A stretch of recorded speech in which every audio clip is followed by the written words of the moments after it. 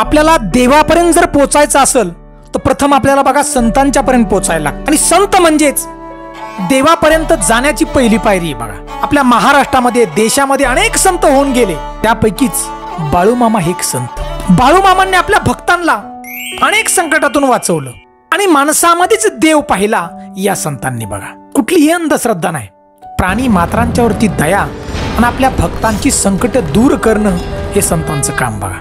या संतांचं बाळूमामा हे असे संत होऊन गेले की मुक्याल्याला वाचा देणारे संत, ज्याला चालता येत नाही अशा व्यक्तीला चालायला लावत होते अशी बाळूमामा. अहो अंधळ्याला दृष्टी देणारे बाळूमामा, एवढी ताकद बाळूमामांची बघा.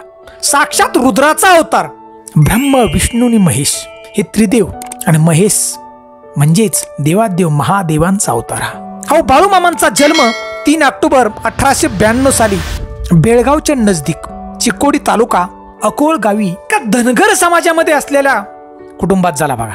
मायाप्पा आणि सत्यवा या भाग्यवंत आई बापाच्या पोटी हे सुंदर असं बाळ तेजस्वी जन्माला आलं. तर बांधवांनो, बाळूमामाने अनेक चमत्कार केले बघा, अनेक चमत्कार केले. सत्य घटना आहेत सगळ्या की ज्याचा विश्वास आहे, ज्याची अफाट भक्ती आहे बाळूमामांच्या वरती, त्याला हे सगळे चमत्कार खरे वाटतात बघा. की मुकेल्याला बोलायला लावलं बाळूमामांनी. तर असंच बांधवांनो, असा एक भक्त आला बाळूमामांचा की त्याचा मुलगा जन्मताच अंधळा होता, त्याला दिसतच नव्हती. अफाट अशी संपत्ती होती, परंतु संपत्तीचा वारस अंधळा होता. शरीर बलदंड होतं, परंतु आपल्या मुलाला दिसत नाही. अफाट भक्ती बाळूमामांच्या वरती होती. इतकी अफाट भक्ती, निस्वार्थ सेवा की माझा श्वासच बाळूमामा, माझं शरीरातली धडकन आहे तीच बाळूमामा. एवढी अफाट भक्ती बघा बाळूमामांची. तो फक्त करत होता आणि आपल्या मुलाला घेऊन बाळूमामांच्या तळावरती गेला. बाळूमामांच्या पायाशी नतमस्तक झाला. बाळूमामांनी ओळखलं हा खरा भक्त आहे आपला आणि त्याच्या मुलाच्या डोक्यावरती हात ठेवला. भंडारा उधळला आणि झाला चमत्कार, मुलाला दिसायला लागलं. परंतु काही वेळात संत बाळूमामांनी परत त्या मुलाच्या डोक्यावरती हात ठेवला, भंडारा लावला आणि मुलाची दृष्टी ती परत काढून घेतली. का बरं बाळूमामांनी मुलाची दृष्टी परत काढून घेतली बघा? असं कधीच झालं नव्हतं. परंतु या मुलाची दृष्टी बाळूमामांनी का काढून घेतली ते जाणण्यासाठी, ते विश्वासानं ऐकण्यासाठी हा व्हिडिओ आपण नक्की शेवटपर्यंत पहा. मी हनुमंत पवार धारकरी, तुम्ही पाहताय मराठी मोटिवेशनल स्टोरी चॅनल. तर बांधवांनो, देव कालही आहे, आजही आहे आणि उद्याही राहणार आहे, लक्षात ठेवा. एवढी ताकद देवाची, अखंड सृष्टी निर्माण करणारे ते आहेत. बाळूमामांच्या तळावरती दररोज कितीतरी लोक यायची बघा भक्त, की आपल्या अडचणी घेऊन बाळूमामांच्याकडे यायचं. आपले माय बाप आहेत बाळूमामा असं म्हणायचे बघा. अफाट भक्ती लोकांची सुद्धा होती. कुणाला चालता येत नाही म्हणून आपल्या मुलाला त्या ठिकाणी घेऊन येत होते. कुणाला भूतबाधा झाली त्या ठिकाणी बघा लोक बाळूमामांच्याकडे घेऊन यायची. कुणाला दिसत नाही त्याला सुद्धा बाळूमामा घेऊन त्या ठिकाणी येत, म्हणजे बाळूमामांच्या तळावर लोक भक्त घेऊन येत होते बघा. अहो नुसता भंडारा उधळला, डोक्याला लावला की सगळ्या अडचणी दूर व्हायच्या बघा. त्यावेळेस असे चमत्कार बाळूमामा करत होते बघा. असेच एके दिवशी कितीतरी माणसं बाळूमामांची भक्त त्यांच्या तळावरती आले आणि सगळे बसले बघा. प्रत्येक जण आपली एक एक अडचण बाळूमामांच्याकडे घेऊन जात होता. बाळूमामा एका क्षणात त्याला भंडारा लावायचे, त्याच्या डोक्याला आणि त्याची अडचण ती दूर व्हायची. आणि अशा वेळेस जो भक्त आलता की त्याच्या मुलाला अजिबातच दिसत नव्हतं जन्मताच. अहो मुलाला बलदंड शरीर, मजबूत बांध्याचा मुलगा, परंतु दिसत नाही. अहो त्यावेळी सगळ्या भक्तांनी इच्छा केली, मामा काहीतरी करा आणि याच्या मुलाला दिसायला तुम्ही लावा, याला दृष्टी द्या, एवढंच दान त्याच्या पदरात टाका. मामा तुमचा हा जो भक्त आहे तो अफाट तुमची सेवा करतोय. अहो त्या मुलाच्या ज्या वडिलांनी बाळूमामांची विनवणी केली, बाळूमामांच्या पायाची नतमस्तक झाले, मामा एवढं दान टाका माझ्या पदरात, माझ्या मुलाला दिसू द्या. अहो क्षणाचा विलंबच न करता संतांनी म्हणजेच बाळूमामांनी भंडारा हातात घेतला आणि त्या मुलाच्या कपाळी लावला, फुंकला भंडारा आणि काय झाला चमत्कार. अहो मुलाला दिसायला लागलं आणि त्याच वेळेत दिसायला लागल्यानंतर बाळूमामांनी त्या मुलाच्या कानामध्ये सांगितलं, बाळा मी आता पुढे पळणार आहे. म्हणजे तळावर बाळूमामा पुढे पळत जाणार. बाळा तू माझ्या माग वाऱ्याच्या वेगानं पळ आणि मला तू पकड. जर तू मला पकडलंस तरच तुझी दृष्टी राहील, तू जर मला पकडलं नाही तर तुझी दृष्टी त्याच क्षणी जाईल. अहो बाळूमामा तळाच्या कडेने म्हणजेच गोल राऊंडवर पळत होते. तो मुलगा बाळूमामांना पकडण्यासाठी वाऱ्याच्या वेगानं पळत होता, परंतु बाळूमामा त्याला काय मिळत नव्हते, सापडत नव्हते. हो ज्यानं अखंड सृष्टी निर्माण केली तो परमात्मा आहे.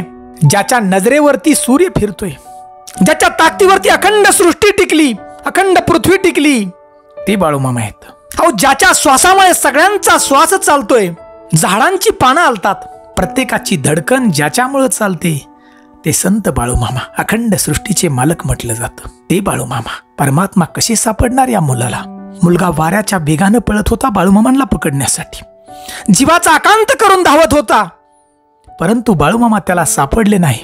अखेर हा मुलगा पळून पळून पळून कंटाळला, एका जागेवरती येऊन बसला. मामा, मी आता नाही पळू शकत. मामांनी ओळखलं. भूत आणि भविष्य जाणारे बाळूमामा संत होते बघा. परमात्माच तो सगळं जाणू शकत होता. भविष्यकाळ, भूतकाळ.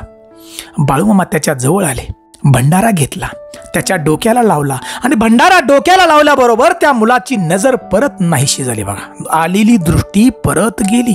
जमलेले सगळे भक्त आश्चर्यचकित झालं की बाळूमामांनी असं काय केलं, असं का केलं? दिलेला शब्द माघारी घेतला बाळूमामांनी. का बरं? मुलाला दिसायला लागलं होतं, परत मुलाला आंधळ केलं. सगळे भक्त म्हणाले, मामा असं करू नका हो. या मुलाच्या वडिलांची अफाट भक्ती, अफाट श्रद्धा तुमच्यावरती आहे. तुम्ही असं का करता? त्याच्या पदरात टाका ना दान. ही त्यावेळेला मुलाच्या वडिलानं फार विनवणी केली, मामा माझी काय चूक झाली? मी माझ्या मुलाला दिलेली दृष्टी परत घेतली, परंतु का घेतली हे तरी मला सांगा ना मामा, अशी विनवणी करू लागला.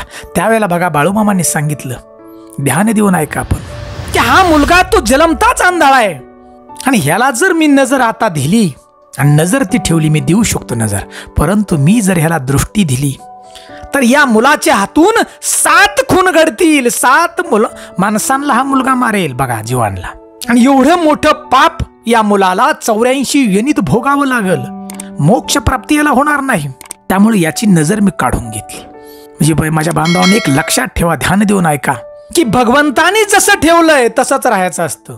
कारण त्याच्या पाठीमागं काही कारण तरी निश्चित असतं बघा. कुणाला गरीब बनवलंय तर कुणाला श्रीमंत बनवलंय, कुणाला अफाट ताकद दिली तर कुणाला कमजोर बनवलंय, कुणाला सुंदर चेहरा दिलाय दिसण्याचा तर कुणाला विद्रूप दिलाय, कुणाला गोरं बनवलंय तर कुणाला काळं बनवलंय. याच्या पाठीमागे अखंड सृष्टीचा जो मालक आहे त्याचं काहीतरी कारण हे निश्चित आहे बघा. सगळं नियोजनबद्ध असतं, सगळं पूर्व जन्माच्या कर्मानुसार असतं, हे निश्चित असतं बघा. याच्यातून कळतं बांधवांनो, अशी बाळूमामांची ताकद आणि खरा चमत्कार आहे. जो माणसाच्या जन्माला येईल त्याला कर्मभोग हे भोगावेच लागतात. याचं एक ज्वलंत उदाहरण मी आपल्याला सांगतोय, की प्रभू रामचंद्र भगवान विष्णूचा अवतार, की ज्यांना अखंड सृष्टीचं मालक म्हटलं जातं, सृष्टीचं पालन पोषण करणारं भगवंताला म्हटलं जातं, भगवान विष्णूला बघा. ते म्हणजे राम आहेत बघा, प्रभू रामचंद्र. आणि याच प्रभू रामचंद्रांना 14 वर्ष वनवास भोगावा लागला. याचं कारण काय? तर बांधवांना, याचं कारण कर्मभोग. कर्मभोग तर निश्चित आहे, परंतु याच्या पाठीमागे मी दुसरं कारण आहे. कारण रावणाचा मृत्यू, म्हणजे दुष्टांचा नाश करण्यासाठी भगवंत त्या ठिकाणी जन्माला आले बघा. आणि माणसाच्या जन्मात जो येतो त्याला ते सगळं कष्ट हे भोगावं लागतं. म्हणून प्रभू रामचंद्रांना सुद्धा 14 वर्ष वनवास भोगावा लागला. म्हणून बांधवांना या गोष्टीतून आपल्याला घ्यायचंय, की भगवंतानं जसं ठेवलंय ते भगवंताचं काहीतरी नियोजन निश्चित आहे बघा. प्रत्येक गावोगावी बाळूमामांची पालखी जाते, बकरी जातात, निस्वार्थ लोक सेवा करतात आणि त्यांच्या पाठीमागं बाळूमामा या अडचणीच्या काळात नक्की उभे राहतात. तर बांधवांनो, असा हा बाळूमामाचा चमत्कार आपल्याला जर आवडला असेल तर आमच्या चॅनलला नक्की लाईक करा. चॅनलवरती प्रथम असाल तर आमच्या चॅनलला नक्की सबस्क्राईब करा आणि बेल घंटीचं बटन दाबा, म्हणजे आध्यात्मिक व्हिडिओ आपल्या नक्कीच त्वरित पोहोचतील बघा. आणि आम्हाला कमेंट म्हणून बाळूमामाच्या नावानं चांग भलं अशी एक कमेंट नक्की द्या आम्हाला बघा. जय हिंद, जय भारत.